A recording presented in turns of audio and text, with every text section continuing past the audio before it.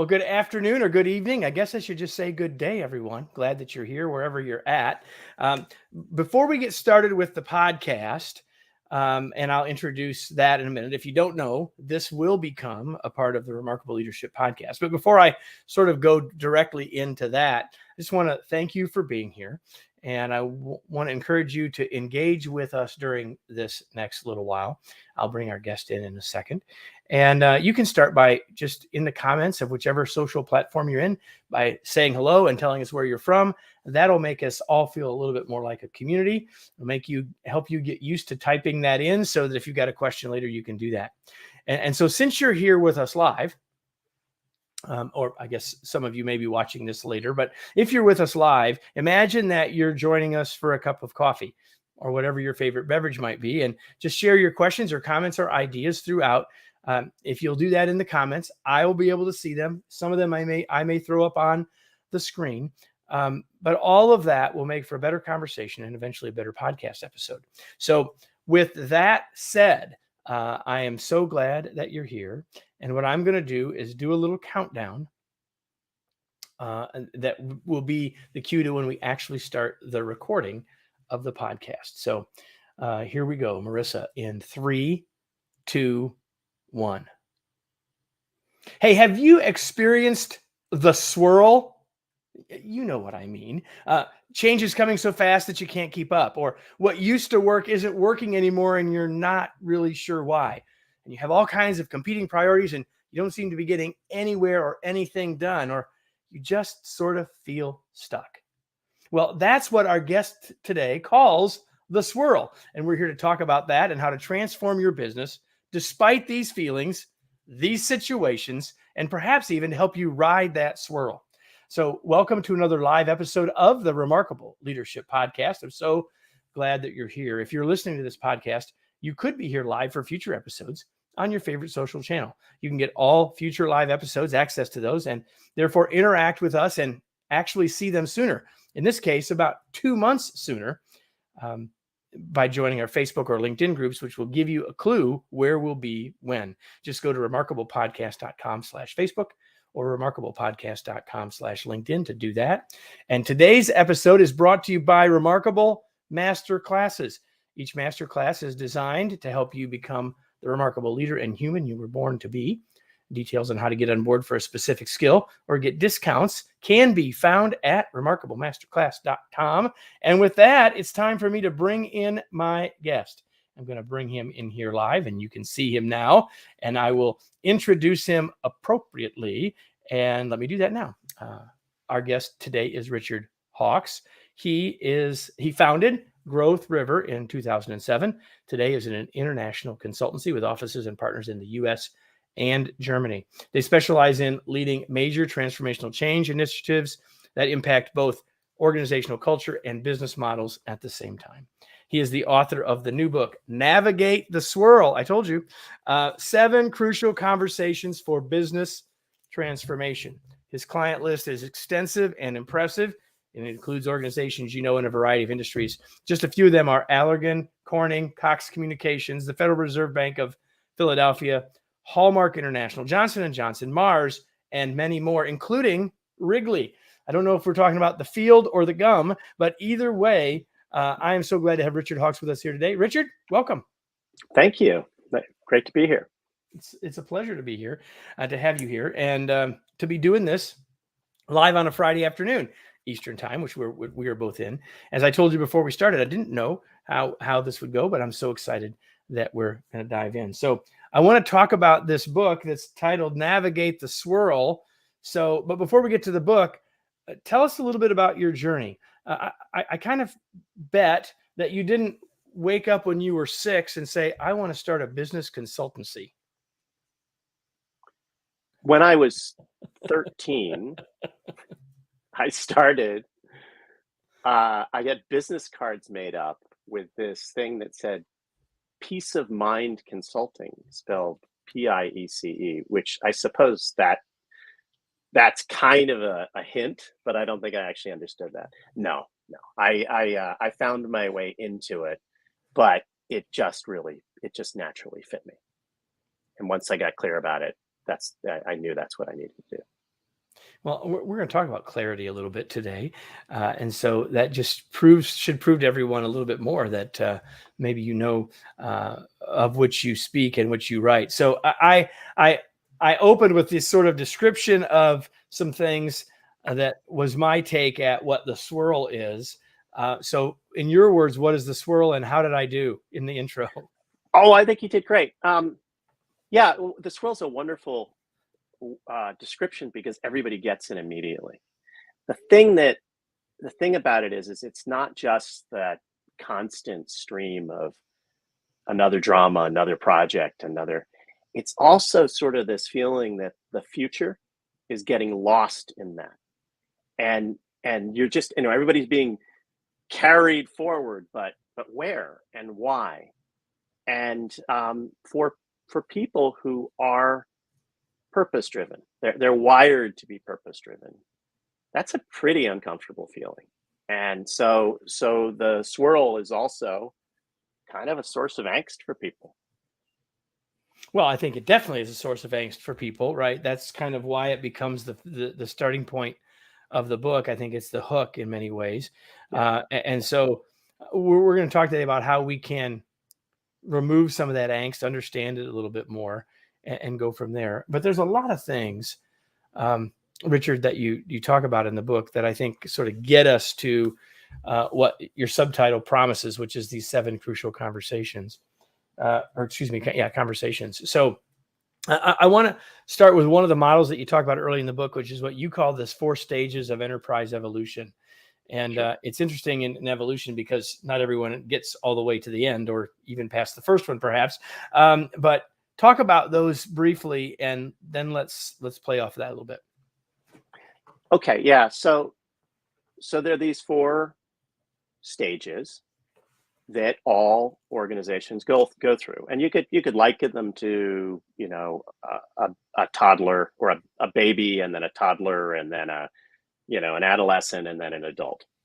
Except the difference is that people will go through those stages inevitably, and businesses, it has to be an intentional journey to move from one stage to the next, or otherwise you can get stuck. What's helpful about understanding these stages is, by understanding these stages, if you're a leader in a business or anyone in a company, it really helps you kind of understand the nature of the swirl. It helps you understand, well, why do these problems, dramas keep coming at me? Because the thing about the swirl is it's caused by the social system. It's not caused by one individual, and it's not caused by you.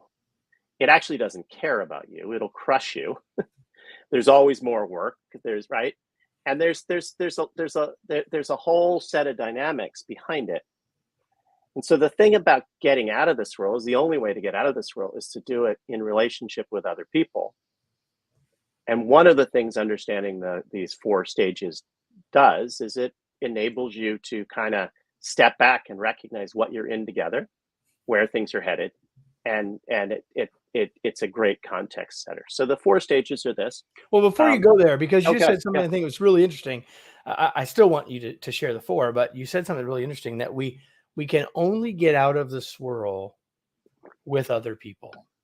And I think that that's a useful thing. Maybe I want to have you unpack that a little bit more, because I think that's a useful thing. A lot of people that are, I'm going to say here, whether no one's physically in this office with me, but that are here watching us now, watching or listening to us later, is that, we're sort of predisposed to have people that are trying to figure out how to be better leaders, proactive, thinking about a lot of stuff, probably purpose driven, to the words you used earlier. And so oftentimes,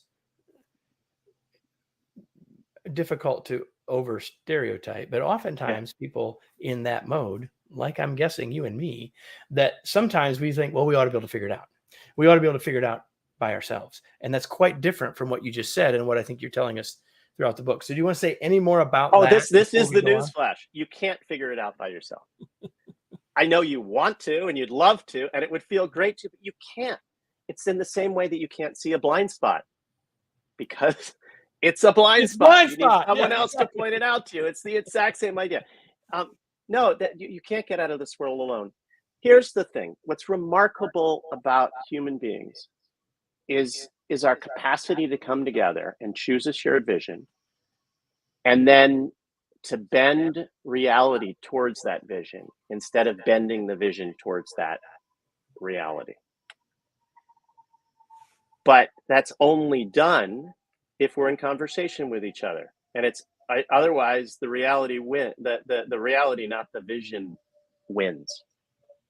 And what that means is, it means that we engage with each other on a shared performance journey, a transformational journey. We're on a journey where we've decided we want to go to a destination, and we've bought into the destination with each other. And now we are going through all of the event horizons and ups and downs, and we're balancing the fact that we've got to, keep food on the table and find enough time to do something new, to try something new. And it's very easy. Idea. I love this idea that that we can bend reality to the vision, but not alone. Like, it takes others to support that, to encourage that, to remind us, to encourage us, to hold us accountable for that, all that stuff. I love that. Oh, no, imagine, you come up with a new invention, a drug, or if it's sitting in your lab or sitting in your head, I don't care what your purpose is. You're not living it. The whole purpose of purpose is to create value out in the world. And the only way you create value out in the world is through other people. And the only way you engage with other people is through conversations. Reality changes. Our shared reality changes at the speed of the conversations we have with each other. Okay, so I want to talk more about that point, because that's one of the most valuable things I took from the book. But before we do that, we're going to go back. I diverted you from actually telling us the 4 stages. So tell us the 4 stages. Then I want to go to something else you just said. Okay. So the reason that the 4 stages are right at the beginning of the book is because if you can understand the arc through which all businesses kind of go, if they're growing in the most healthy environment, right, where they're getting all the nutrients they need and growing, then you can, and all the constraints are being removed, and things are moving forward. If you can understand that arc and you can place yourself in that, then you have a context where you can step back, and it isn't personal. It's just the journey, because this isn't personal. We all get very hung up in it, my drama, right? But when you can see that there's a natural arc to something, it's not personal anymore. So this is also why it's really important. So the first stage is a stage that is called independent contributors. And I founded a number of businesses, and I worked with a lot of businesses in this stage. In fact, I've worked with businesses in all the stages. And here's what it feels like. You are a leader treading water in the middle of the ocean, and you're trying to keep your business afloat. And along comes, a piece of debris, and you grab this piece of debris and that piece of debris and that piece of debris, and you kind of, a little piece of, fishing line here or there, and you bind it all together, and you kind of get a makeshift raft, and you climb on top of the raft. Now, the raft is actually made up of people. You've cut a different deal with everybody. This guy, you're paying this amount of money. Someone else, you're buying. You're getting it done. You're crafting it together, and you get the raft done. You step up on top of it, and along comes a consultant and says, that's a really crappy raft. And you're just like, I'm surviving.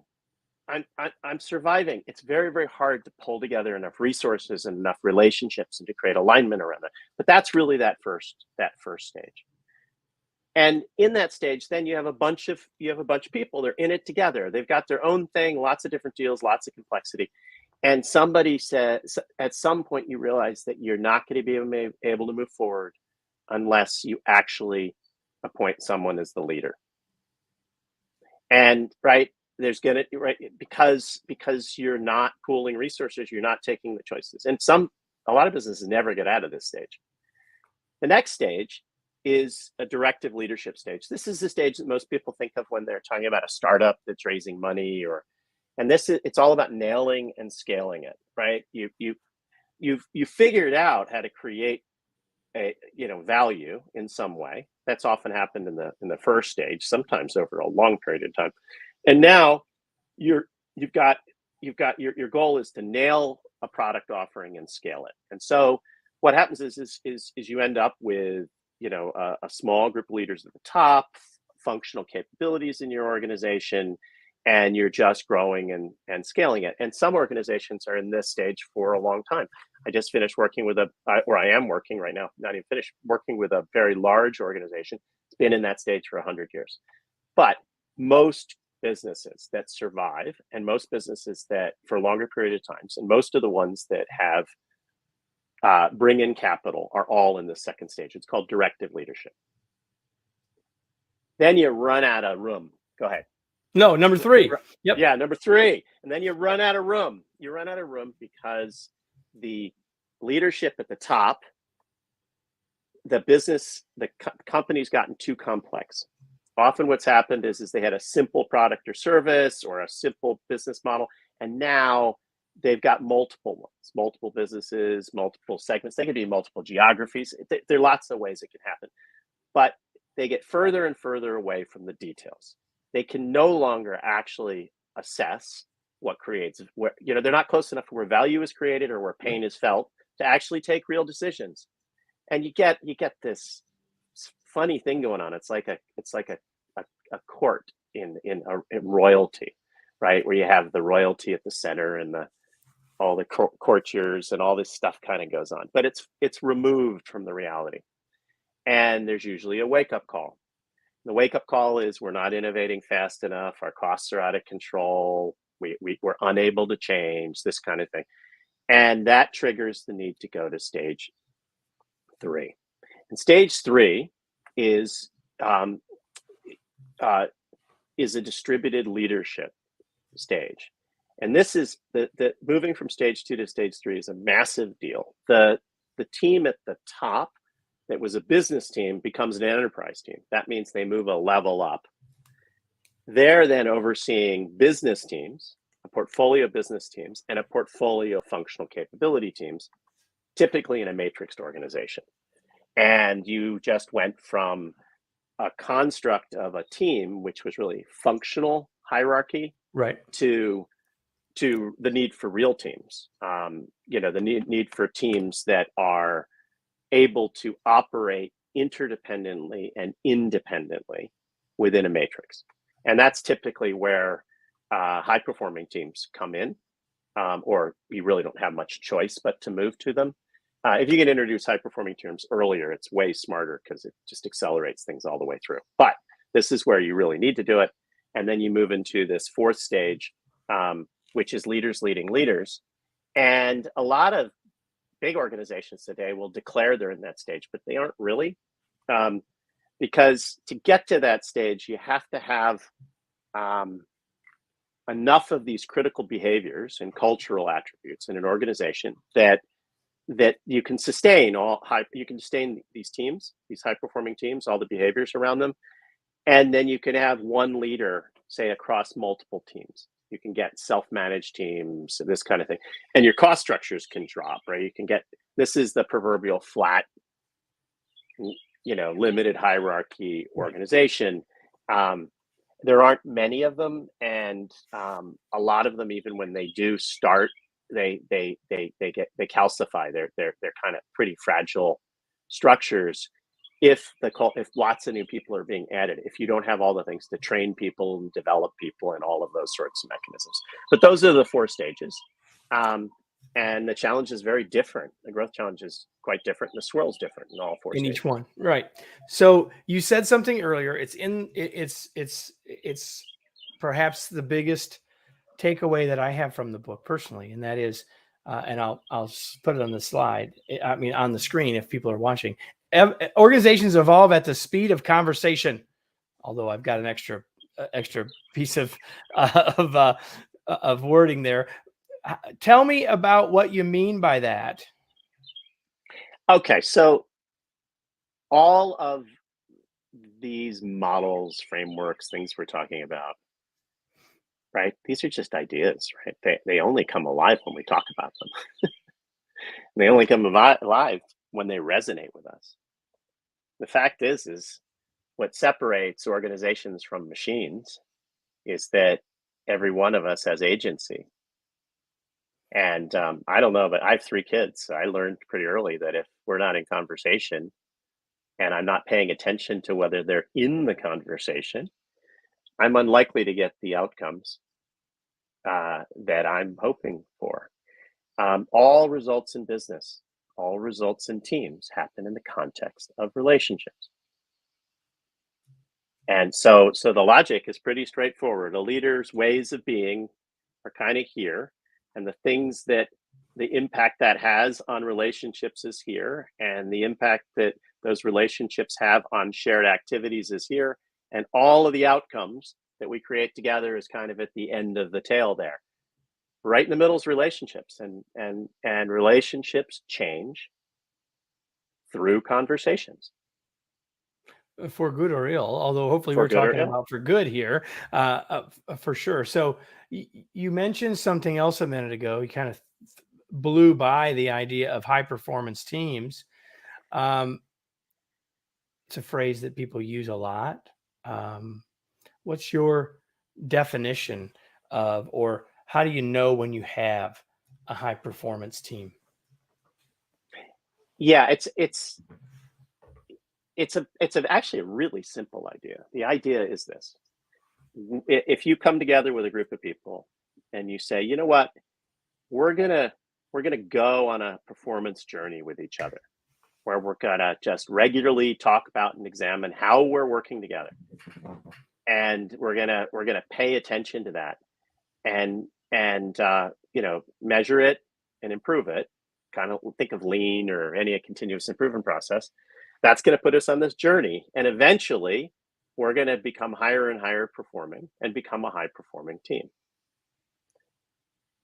What's interesting to me is people call it high performing teams, or they call it high performance teams. And in many ways, sometimes that kind of, not for everybody, but sometimes that actually reflects how they think about these things and whether they understand it's on a journey or not. I like high performing because I like the verb behind it. But that's basically the core idea. What the book lays out is, and a lot of the work that we do, is we enable leadership teams. We'll sit down with them and we'll say, look, let's define this ideal future state that you want to head towards. Let's help you figure that out. So and what I want to pause on this for a second. This is that vision that you're going to bend reality towards. This is that, right? And so it's a little like being on the bottom of a stairway. Let me think about it this way. The top of the stairway is the vision you're headed towards. The bottom of the stairway is where you're standing. The steps are the steps on the journey to get there. But you can only see 1 or 2 steps, and the rest are blurry. And what happens is you take 1 step, and then your understanding of the top of the stairway completely changes, because you've just discovered it wasn't what you thought it was, and you're now you're kind of now back at the bottom again. So these journeys don't end. It's just you have to be in a conversation around where are we headed, and so unless you have something to reach for, you never reach. You've got to define what that is, take steps towards it, and move forward. Now, in a high-performing team, those steps you're taking all have to do with taking full accountability for the impact you're having on each other and what you're doing or not doing. So you're actually saying, we're going to adopt a way of working called having a clear purpose. Here's what it looks like. We're going to adopt a way of working called setting priorities every day. And you start to put these in place, and you go on a high-performing team journey. The book lays out the 7 crucial conversations, which is a roadmap for that journey. And the thing that's so powerful about this roadmap, and it's been a roadmap, it's a roadmap that was created by working with teams from the ground up. So hundreds of teams in many different organizations over almost 3 decades, right? This is sort of so it's pretty well tested. But what it does is it maps out the order in which you would bring, if you were the leader of a team in any, either, in a small business or even in a large company, what order in which would you want to have conversations around ways of working with your team, so that each set of ways of working that you implement open up, it's sort of the optimal path. It's the path of least resistance. It opens up the next possibility and the next possibility. So if you have a clear, if you try to talk about focus with a team before you've talked about purpose, they'll just go around in circles. Just like if you try to talk about strategy before you talk about focus, you just go around in circles. So there's an order in which to do it, and this lays out a map for that. And yeah, and the book, certainly, we're talking with Richard Hawkes about his new book, Navigate the Swirl: 7 Crucial Conversations for Business Transformation. And we don't have time to go through all 7 of those. So, but what I want to do is ask you about one of them specifically, which, as to your point, it's they build on each other. So it's in the middle of the list. And then if there's something about any of the others that you want to comment on or feel led to do, you can. But the one I wanted to have you talk about a little bit is number 5, which is streamlining interdependencies. I mean, you mentioned strategy, you mentioned focus. We have some clue. Purpose, like we have some clue what you mean by those, even if we haven't yet read that chapter. But what do you mean by streamlining interdependencies? So the interdependencies are really just the handoffs and things that flow between us. And we're interdependent with each other because we can't achieve the goals or the objectives that we have without working with each other. So the people we need to work with in order to get our needs met are those with whom we are most interdependent. Whenever you design a process, for example, you're in this world of a process is a plan to streamline interdependencies. It says, this person's going to do this person's going to do this person's going to do this. The reason agreements about how we're going to do that and how we're going to agreements about how we're going to do that. And yeah. I mean, there's lots of, but the reason that it doesn't say process, right? Like you go, oh, well, why didn't you just call it streamlining processes? Is because there are that processes.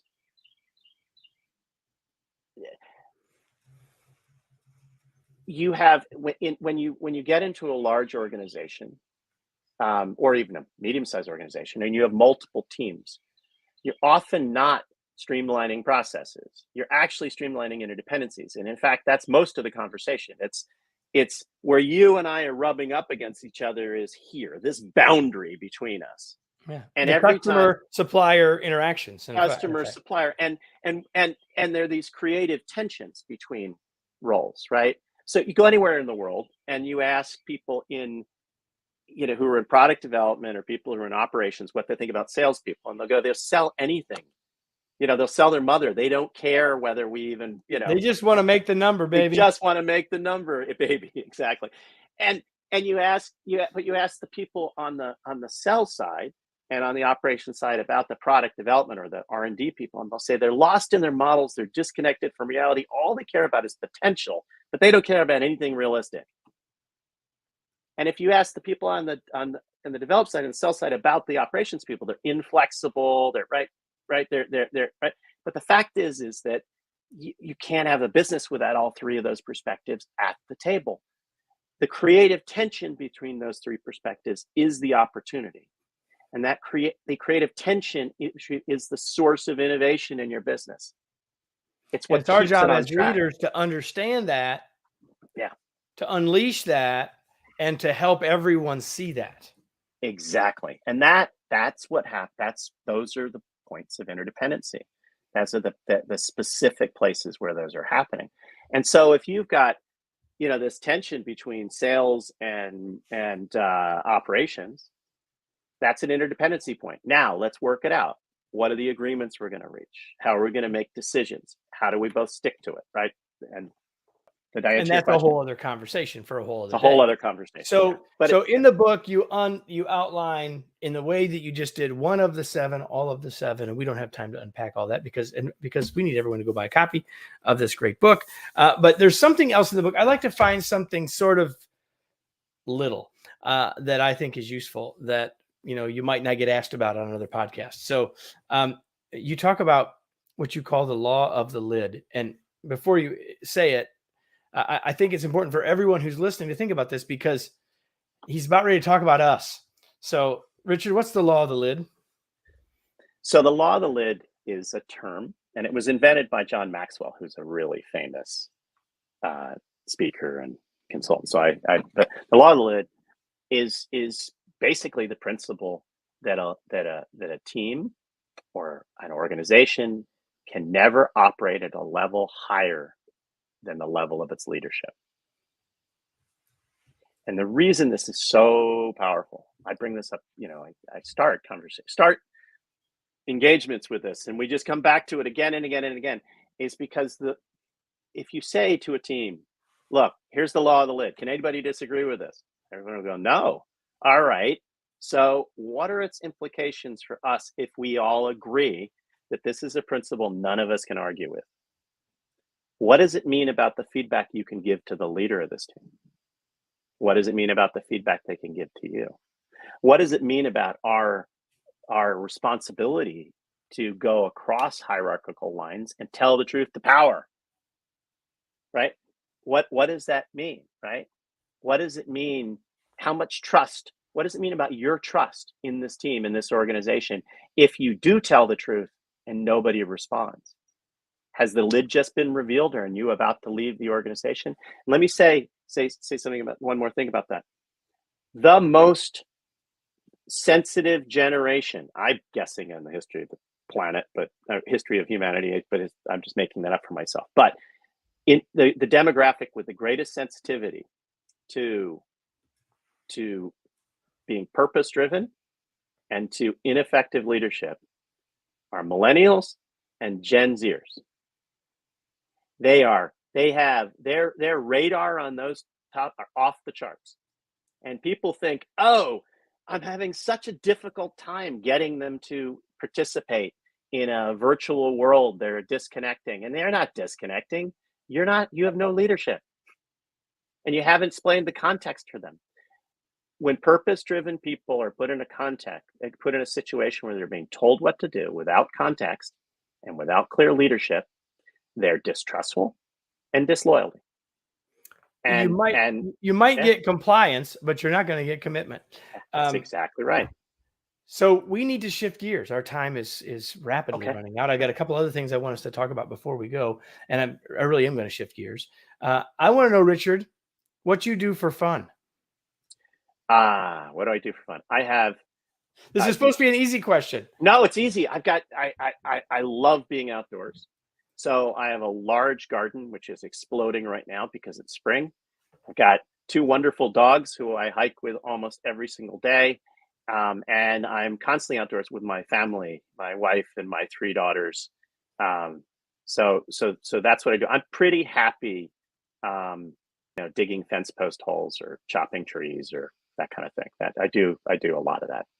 Perfect. Speaking of things that we do a lot of, and I know, like many of my guests here over time, you have read a lot. So what is it that you're reading now, or something you've read recently that perhaps you might want to share with us? So I'm reading a book that was given to me by its author. So this is really special. It is someone who's been kind of a hero to me. It's a man named Robert Fritz. And Robert Fritz wrote a book years ago called Corporate Tides. And then he wrote another book called The Path of Least Resistance. And he really influenced my thinking in a pretty big way. So my book came out, and a friend of mine who's a friend of his said, you two should really talk. So I got in a conversation with him, and he sent me this book he'd written called Identity. And I'm reading it right now. And it's sort of like some of the ideas that I'm in love with, because I just wrote a book about them. showing up in a really very personal way. And yeah, it's fascinating. So I really enjoy it. Identity by Robert Fritz. We'll have that in the show notes for those of you that are playing along on the podcast. So the question you've been wanting me to ask most, Richard, from the start is, how can we learn more about you? How do we connect with you? Where do you want to point people? I'll hold up the book while you talk about that. Okay. Yeah. So you can go to our website at growthriver.com. There's a lot of materials there. You can also, connect with me on LinkedIn. I'm producing stuff and sending it out, and there are a lot of people asking for various things, and you can ask any questions there too. So I'd be happy to respond. Growthriver.com, everybody. Richard Hawks with an E on LinkedIn. He and I are connected on LinkedIn, and We are. you can be too. So now I have a question for all of you who are watching or listening, whether it's now or whenever it is. And that is, now what? What action are you going to take as a result of this? What idea did you get that needs to be more than an idea, but action? As Richard said earlier, what's the verb, right? Like, what are we going to do with this? And so maybe it's thinking about where your business is in that evolution of the enterprise. Maybe it's thinking about how you can speed up your organization through greater, more effective, more intentional conversations. Maybe it's any number of things that might have come. Maybe it's some of the conversation we had about high performing teams and what that might mean for, or what might mean to you if you worked to build that with your team. Whatever it is, that's the most important thing here, is that you take some action. Don't take action. Sort of what was the point? You probably could have found better ways to be just entertained than listening to Richard and I. So, Richard, it was such a pleasure to have you. So glad that you were able to join us today. We had a false start. We tried to do this, and we had to start again. And I'm so glad that we're able to do it today. And so, for all of you who are watching this live, you can follow me at whatever channel you're on, and you can find the next episode. But for all of you who are on the podcast, I hope that you enjoyed it. I hope that you will let somebody else know that you enjoyed it. Invite them to join us as well, because we'll be here next week, just like we are every week, with another episode of the Remarkable Leadership Podcast. Thanks, everybody. Thank you.